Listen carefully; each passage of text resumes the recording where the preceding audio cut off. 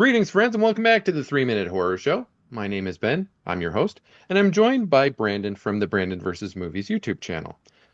We're here today to talk about Hellraiser. We're going to start this series off. We're going to do each one of the movies in the series. We might amalgamate some of them together because some of them are really, really terribly bad, and they don't warrant necessarily talking for 15 minutes about them. But we'll see what happens, right? There might be some funny stuff to get. Maybe we'll end up doing it. Who knows? Yeah, we're gonna go through the movies in the series. Um, you know, the first ones are probably going to be the best ones. We'll see, but it's going to be fun. If you've watched any of our film analysis before, it's going to be a lot like that. We're going to talk about the plot points. We're going to talk about what we liked, some thoughts on the movies, and then we're going to give them a rating. And that's what we do. So, Brandon, we're going to talk about Hellraiser from 1987 by Clive Barker. It was directed by Clive Barker. It was his directorial debut. The reason why he decided to direct this one himself is because he was not pleased with the way that his previous works had been adapted into film. And so he decided to take the reins himself. And what do you think about Hellraiser? I think Hellraiser is awesome. I love it. It's so cool. It's so well done. Just the imagery, everything about it.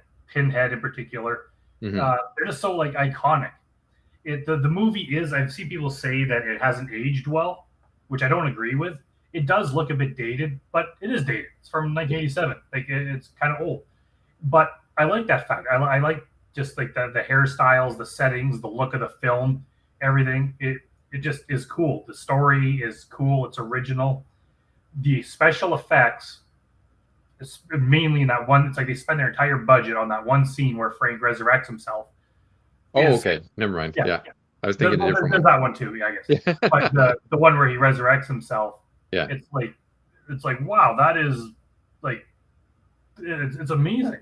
Yeah. It's grotesque. There's a lot of very gory, gross stuff in this, and it's just such a. As we'll see in the later ones, they kind of go balls to the wall crazy with the story. But in this one, it was kind of simple. It takes place mostly in the one house, a little bit with the cenobites and stuff, and we Yeah. get introduced to the cenobites, which are you can see why they've just become such legendary characters, even when the movies themselves suck balls. Uh, the Cenobites, it's like all you got to do is throw Pinhead in the movie, Yeah. and people will watch it just because they look so cool. But Hmm. at least in this one, the story was good, and that the Julia woman is like just looking at her, she's pure evil. Yeah. Which is funny because in real life, they said she was a very nice person. She hated horror movies. She couldn't even sit through the actual movie because she was grossed out by it. You wouldn't know it from this. In this one, it's Yeah. like, damn, that girl is evil. Clive Barker is my favorite horror writer of all. I've got so many of his books. I've got all the books of blood. I don't have this one. I don't have the one that this one is based on. I do have Cabal that Nightbreed was based on. I've got a whole bunch of his later novels as well. But I love Clive Barker. He is my favorite, without a doubt. And this is one of my favorite horror franchises, despite the fact that the first two are really good and the rest of them turn to dog shit very quickly thereafter. It's surprising the longevity and endurance this franchise has had based on how poor the movies are in quality as they go forward. It's really kind of ridiculous. However, I don't know if you've seen the reboot yet. I really like the reboot. We'll talk about that when we get to it much, much later. But I think that they're kind of on the right path again now. But holy smokes, for a movie that has been consistently bad for many, many years, they're still making movies. It's really crazy. Like there's far more shitty Hellraiser movies than there is good ones. Oh yeah. And it's shocking that people still think it's a good series, and it's because the early ones were so good, and it's mainly just Pinhead. Pinhead is such an iconic. Like even before, when I was like 6 years old, I knew Mhm. what Pinhead was because I just saw his face on the movie boxes, Yeah. and I'm like, that's scary looking. I knew it. I knew it was a thing before I even knew it was called Hellraiser. Yeah. Um, so it got to the point where I think the filmmakers were like, you know what? You can make any piece of dog shit you want. Just throw Pinhead in there. Just get Doug Bradley for one day, Yeah. film him standing there saying a few things, put that in the movie at two different spots. You got a Hellraiser movie. And then it's like, well, maybe that's not a good idea. And then they did it like 5 goddamn times before they're like, or maybe more, maybe 6, 7, and then they're like, you know what? Maybe we should try making one of these that is actually good. I haven't seen the remake yet. I will be Yeah, watching it though, so we'll see when the time comes. But back in the day, 1987, this movie was amazing and it was yeah, original. yeah. I love freaky weirdos, and I think I've said that before. I love weird dudes and weird stuff. And Nightbreed is a Clive Barker movie that is full of weirdos. Hellraiser is a Clive Barker movie that's full of weirdos. It's got less weirdos in this one, but the cenobites are weirdos. They're weird guys. They're weird things, and I love them. And that's probably been the main draw for me is these weirdos that keep popping up in these movies. And I love the hell imagery too. Like I love just like gross stuff. I said that before when we talked about Halloween 3. I love gross stuff. Mm. This is gross stuff. It's just like put a bunch of gross stuff on that. One of the main pieces of imagery in the Hellraiser movies is this pillar that rotates. This just got a bunch of gross stuff on it, right? Yeah, Just random gross shit. And I think that that's really cool. these movies are great for that. Like a lot of it, just the way the story works out, they don't really need to explain why these gross things are happening. There's a part where you see rats nailed to the wall. It's like, Yeah. why? Just because it looks gross. There's a Mhm. part where Uncle Frank cuts a rat open with a knife and Yeah. opens up its guts. Why? I don't know. Looks gross. Yeah, Then and you have that Frank is pillar. gross too. Yeah. When you go into the hell world, there's just all sorts of freaky stuff you see Yeah, because you can do anything you want because it's hell. yeah, It doesn't mean that there isn't a story. There is a coherent story to it, yeah. especially in the first one. So our main guys, our main Cenobites, and they do a really good job of not telling you anything about these guys. So we have Pinhead, who's a guy with a head full of nails. How'd he get there? How'd the nails get there? Who knows? We don't find out in this movie. We have a female. Why is she female? Why is she called female? Because she's a female. Why is her throat cut open and pulled apart with a fishing line and looks kind of like a vagina? Definitely not going to find out in this movie. And then we got Butterball. He's a big fella. How'd he get there? And then we have the Chatterer, who's the coolest one. He's my favorite one. He's the coolest looking one anyway. I don't know if you find out more about him later. He's pretty cool, but I don't know why he's that way. He's got kind of his mouth pulled apart and he chatters his teeth. I don't know, pretty cool. He's got Butterball's got some fancy little sunglasses too, I've noticed. Yeah, yeah. Yeah, I don't know why he wears those. Who knows? Maybe we'll find out one day.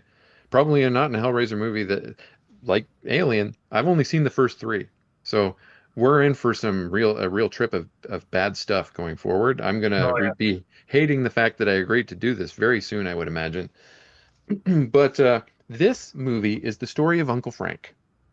And Uncle Frank is a sex tourist, which means that, or he's a seeker of pleasure, which is code for sex tourist. So he goes around the world and tries to, do gross stuff with people that probably don't want gross stuff done to them. And in his pursuit, he uncovers in Morocco this box. And it's probably the most iconic thing about these movies next to Pinhead is the Lament configuration box. It's the puzzle box. And when you do this puzzle box, when you solve it, it sometimes it hurts you and sometimes it doesn't. Like we've seen it where chains have come out of it and gotten somebody in their face and in their hands and all that kind of stuff. But we've also seen it where it's just giving somebody a shock. And we've also seen it in number two, we'll get to that, where you open it and nothing bad happens to you at all. So it seems to have different rules all the time. It's like the leprechaun. The Lament configuration has different magic, different rules every single time. What do you That think of is that? now that you mention that, that is one of the drawbacks where they don't quite it never quite makes sense. Yeah. Because in the book, The Hellbound Heart, Yeah. it's actually a puzzle box that you actually have to solve. It's hard. Yeah. It's hard to solve it. But if you do, that's what opens up this portal to hell. Yeah. In this movie, it seems like a lot of the time, if you just touch it, chains will come out. Like Yeah. people, they don't actually do anything. They just like touch it, and it'll pop up, turn, and go back in, and then chains will come out and kill you. So it's not even really a puzzle. It's just a thing that you fuck with it and it kills you. Yeah. But then there's other times where we'll see in part two where it's like it'll open up the portal, but without the chains. They never quite figure that out. I don't think, but Sometimes you have to solve it and sometimes you don't. Sometimes it solves itself just for shits and giggles. you Yeah. know? Usually someone will hold it, they'll like run their finger around it, Yeah, and then it will start moving on its own. yeah. But they're not really solving it. So I don't know. It's just something I've always kind of noticed, wondered It's about. weird. In the remake, they have different. You can solve it different ways to have different things happen. Okay, yeah. Yeah, that's pretty neat. That's a spoiler, everybody. Spoilers. Yeah, so Uncle Frank comes back from Morocco with this puzzle box because it was sold to him on in the belief that it could lead to pleasures unheard of, to pleasure beyond pain, or pain beyond pleasure. I don't remember which order that they came in. But anyway, he comes back to his house and he solves this thing in his attic on the floor, just sitting on the floor. I think he's naked, you know, solving this box. And then when he does, he gets torn apart by the chains almost immediately. So that's Rip Frank. He's done. The rest of this, where this picks up, is Kirsty is a young lady. She is going to be our main character for the rest of the movie. She moves into the house with her dad and his evil wife, Julia. He doesn't realize she's evil, but Julia has been banging Frank, sex tourist Frank, on the side pretty much the entire relationship with dad. And when these moving guys are moving their stuff in, one of them cuts his finger on a nail, and his blood gets into the floorboards where Frank's blood is. And if your blood touches person in hell's blood, they can come back. I don't know why it works that way, but it works that way in the first two movies at least. In the book, it was slightly different because basically they said that that Frank had masturbated in that room. Oh, that's So a very Clive Barker thing. so his seed, his DNA, Yeah. there was a trace of it. So when he escaped hell, when his like soul or whatever escaped hell, there was enough of his like physical presence there Okay. or to combine that with his soul that there was some essence of him that when his brother's blood dripped on him, it was just because there was like family DNA. You combine that, that was enough to get him to start having more physical presence and starting from there. It was a little bit less clear in the movie because in the movie you see there's like there's like desiccated organs and stuff under Yeah. the floorboards, kind of like there's some bit of a body there. But either way, he starts to re-manifest himself, but he's basically got no skin. He's like a Yeah. just like a red skeleton looking kind of guy. Yeah. Super Yeah, gross guy. yeah, Yeah. It's pretty cool. But then he reveals himself to Julia, and in order to get his skin back, he has to. They don't make this clear initially, but I thought he was, when I was younger, I thought he was eating people's skin and turning it into his skin. But basically, oh, sorry, I'm getting ahead of myself. So Julia goes out and finds dudes, just like random horny dudes, and brings them back to the house to bone. But instead of boning them, she'll like incapacitate them with like a hammer or something like that. And then Frank will come out and um, when I was younger, I thought he was eating them and turning them, getting his skin from them. But it turns out he's sucking their soul like an Evil Dead. I'll suck your soul. He's doing that. And, and that's returning his life force. But still, at the same time, I have questions about that because he's not when anyone from hell is consuming someone's life force, they're not returning their own skin. They're just basically making a skin suit. Because we can see these skin suits come off in later movies. yeah. There's a lot that doesn't make sense. Like, yeah, I thought it's like, oh, he's gonna take these strange dudes, cut their Yeah, skin off, and paste it on himself. that's what I Okay, thought he was yeah, but doing. the thing is, the body still has the skin on him, so he's not doing that. Yeah, So he's just like sucking the energy from them, and then that's regenerating his own body. But it's like, okay, you and can then ignore that fact that doesn't really make a lot of sense yeah, just because it's it weird hell world, weird rules. and it's super cool too. So yeah, Yeah, we see more of the soul sucking in number two, I think. Yeah. yeah. Claire Higgins is the woman that plays Julia. That Brandon said is apparently very nice and very kind, even though she's a real monster in this movie. Holy macaroni! He tells Julia about the box and the Cenobites, and so and that he escaped hell, so they're going to be pissed at him. And maybe it's never happened before now. Maybe this is the first time anyone's ever escaped hell. That's what I was wondering. Yeah, I don't think they're because the Cenobites, we find out later, they didn't even know. Mhm. Christie's the one that tells them like, "Hey, like this Frank guy escaped," and they're like, "That's not possible." It's like, "Yeah, I can prove it. I'll take you to him." Yeah. So it mustn't have happened before, just because of the fact that they were unwilling to believe it happened this time.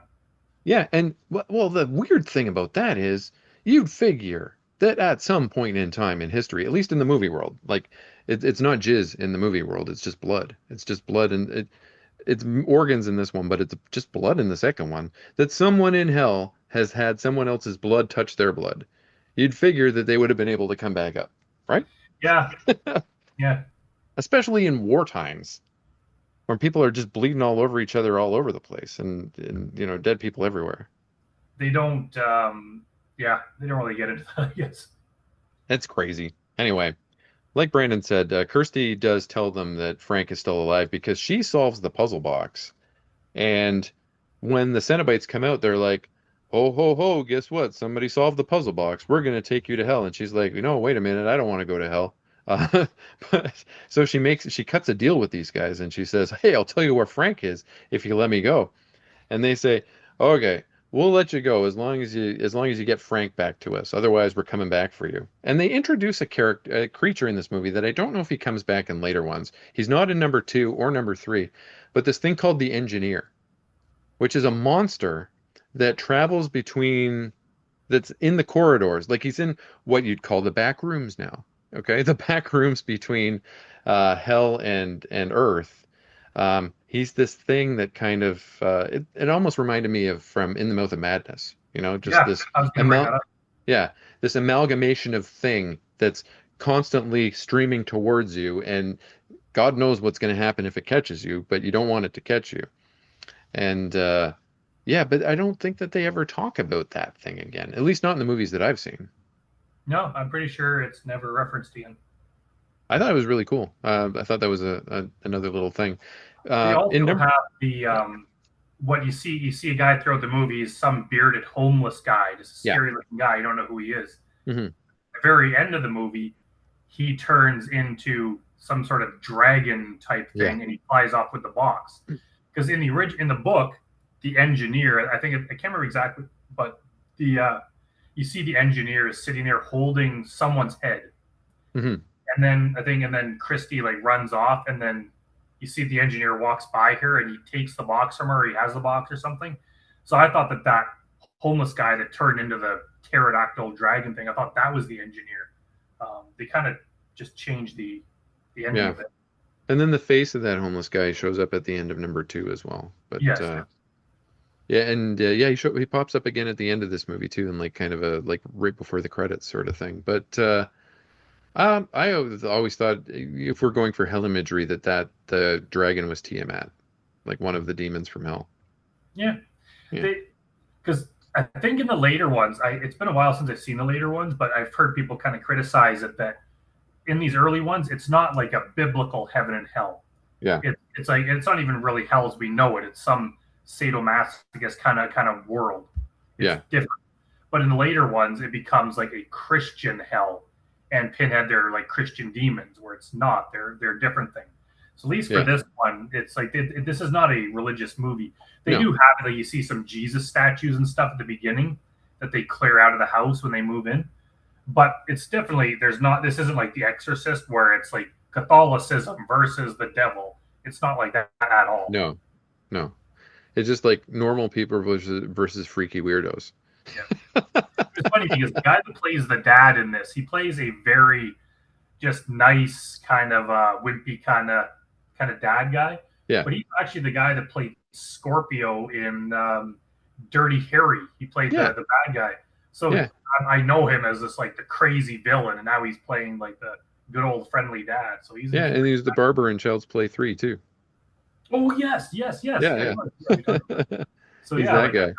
good. I wonder because at the very end, basically what happens is Frank, the guy who's resurrected, he ends up killing his own brother and stealing his brother's face. So Yeah. Christy comes to see her dad, and it's like it looks like my dad, but he's acting very weird. So I think they Yeah. cast him because instead of casting a good guy to play evil, they're like, let's cast a guy who's good at playing evil and have him play good for most of the movie.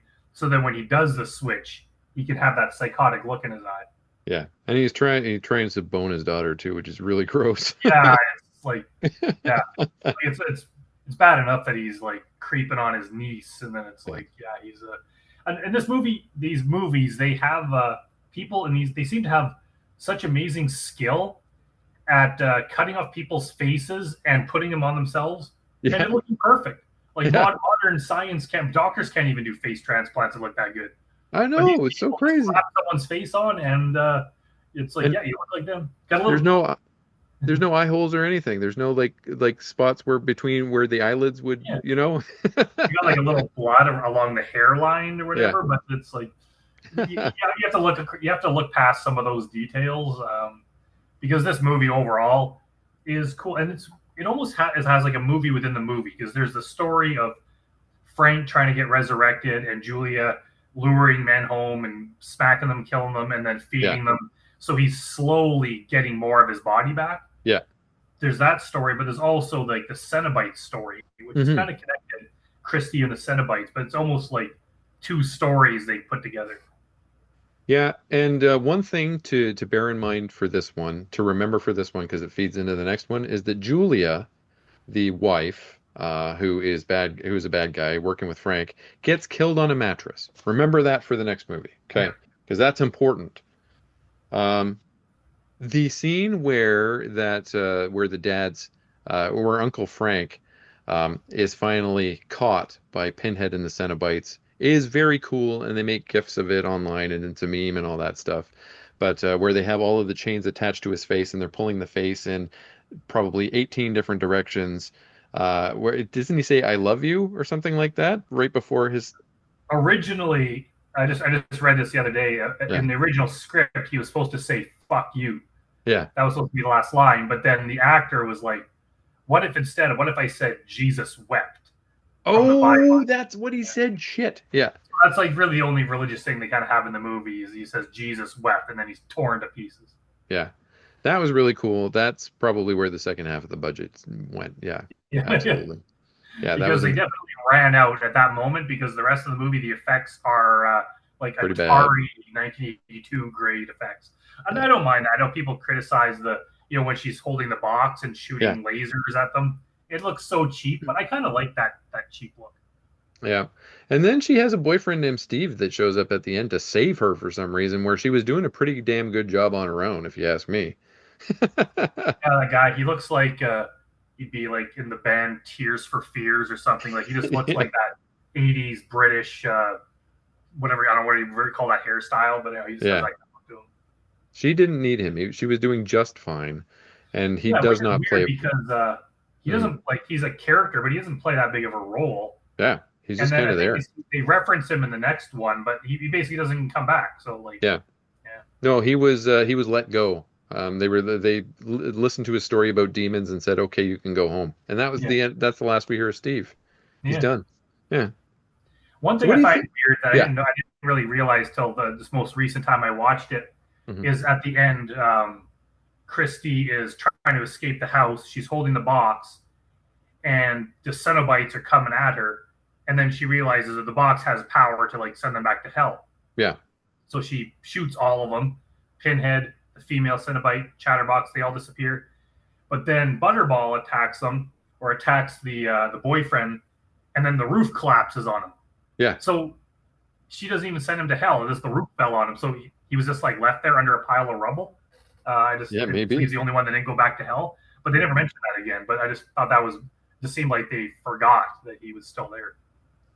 I don't think that the box can do that in the later movies as well. I don't think it can send them No, back to you hell. never see that again. Yeah.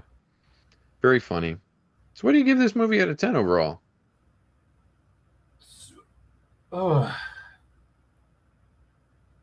7.5 or 8. Okay. Yeah, I kind of want to give it an 8 because yeah, it's cool, but yeah, I'll be nice and give it an 8. All right. Well, I'm going to give this one a 9 because I really, really liked it. But guess what? Don't get used to Hellraisers getting high scores from me. Yeah, never gonna get this good again. At least after the first few. Well, we might have to argue a bit about part 3 because Yeah. but Yeah. but we'll see. But for at least now, if you watch this one and you didn't know where it was going to go in the following decades, it's a damn good, solid horror movie. Yeah, absolutely. Yeah. And if you stop with number one, you're still doing good. Yeah. Hmm. All right, folks. That brings us to the end of talking about the very first Hellraiser movie from 1987. As always, you can click the subscribe button at the bottom of the video. You can subscribe to Brandon's channel and my channel at exactly the same time. Takes you a couple seconds. You can subscribe to as many people as you want. There's no limit. So subscribe to both of us to enjoy more of the stuff that we do on our channels.